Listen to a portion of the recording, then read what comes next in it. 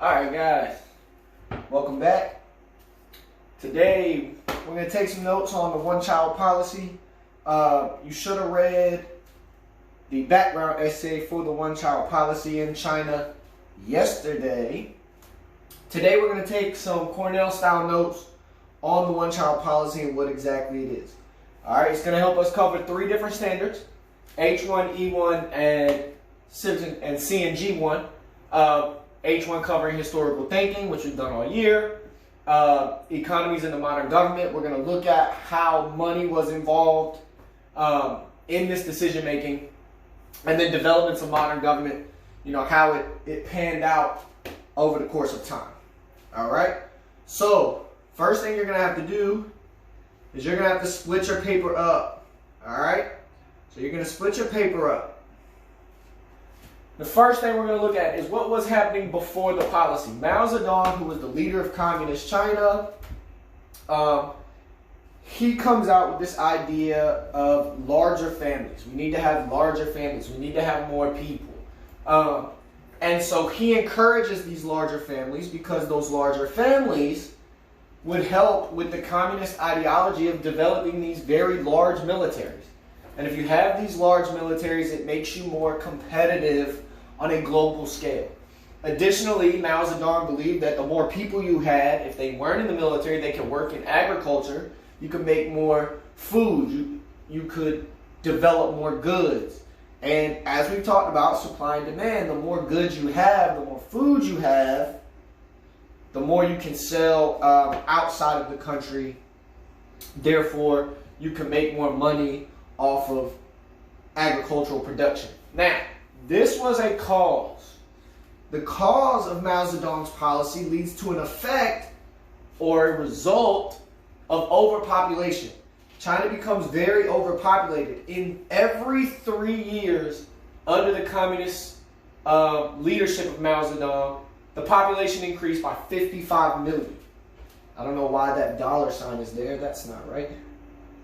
But it increased by 55 million people every 3 years.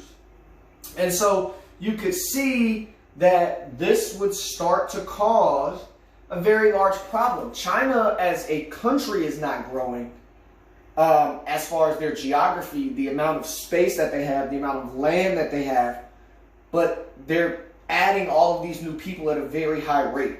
So cities are getting bigger as far as the number of people in them, but the spaces for them to live is going down. So it's leading to this overcrowding. So not only is it overcrowding, but you're getting less food. Less food for these people to eat, which was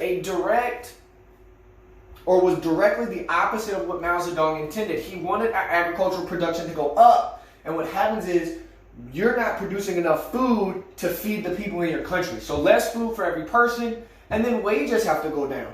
China doesn't have enough money to pay all these people or to support this extremely large influx of people in their own country. I'm going to slide up a little bit here. So, the result becomes the new cause. We've talked about this before. Cause and effect. This effect becomes a new cause. The new effect is the implementation of the one-child policy.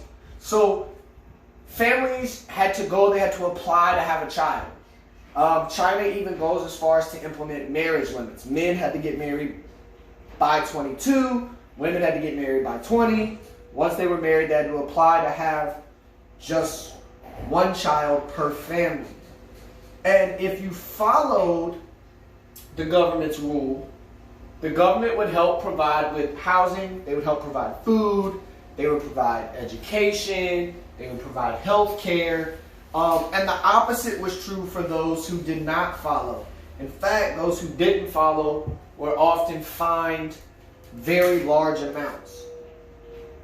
And so, because families are fined and a lot of times can't afford these fines, women are forced into abortions that they don't want to have, and they're forced into sterilization if they wouldn't stop getting pregnant.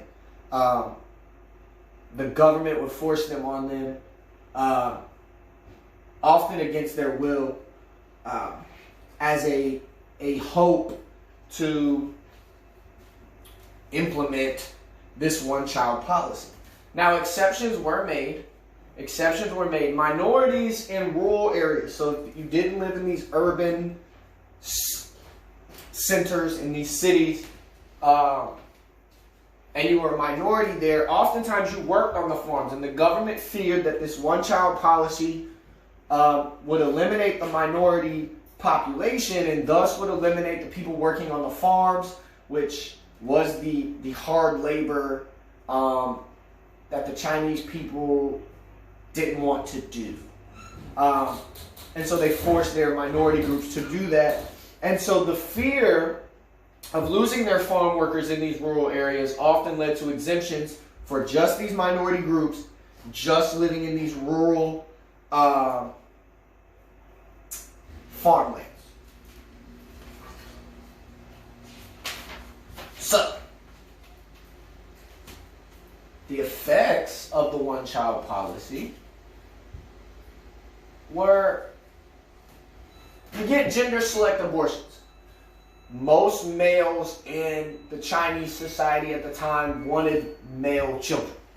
And so women are either forced by their husbands or by the government to have gender-select abortions so that more males were produced.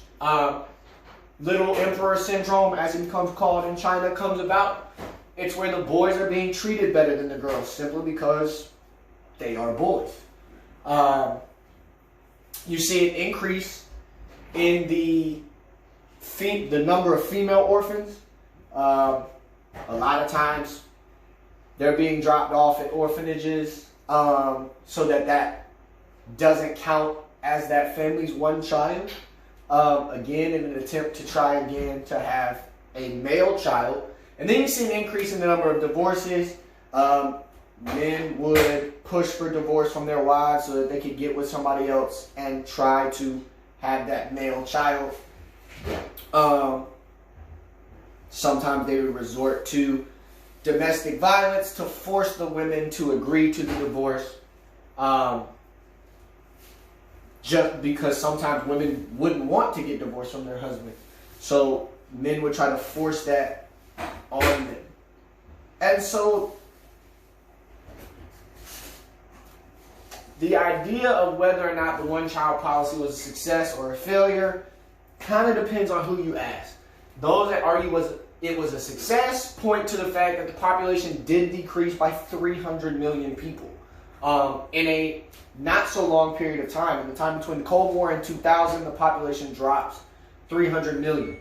By the year 2000, the birth rate had dropped almost 50%. So the number of people dying is dropping and the birth rate isn't matching up. So that's how that population is decreasing. Those who say it was a failure point that today there's a fear that there's not enough babies to sustain the Chinese economy or the Chinese population in general. And they point to the male-female ratio, which is 6-5. There's a lot of males that are left without wives in China. So a lot of males who don't want to be that one in the 6-5 ratio that doesn't have a wife are leaving China. Which again goes back to this inability or this fear that they can't sustain their population. So today, China has expanded their policy to 2 children. They don't want to completely go back to the times of Mao Zedong where you saw families having 5 to 7 kids. But they also want to increase it to try and get rid of these fears right here, to get rid of this ratio. But they do like that the population decrease did happen. All right, now what I want y'all to do is I want you to draw another line right there. And in this bottom space, you don't have to write these questions. You don't have to write these questions. In this bottom space right here, I want you to write a 5 to 7 sentence paragraph that kind of reviews what we just talked about. So why did population become an issue in China? What was the government response?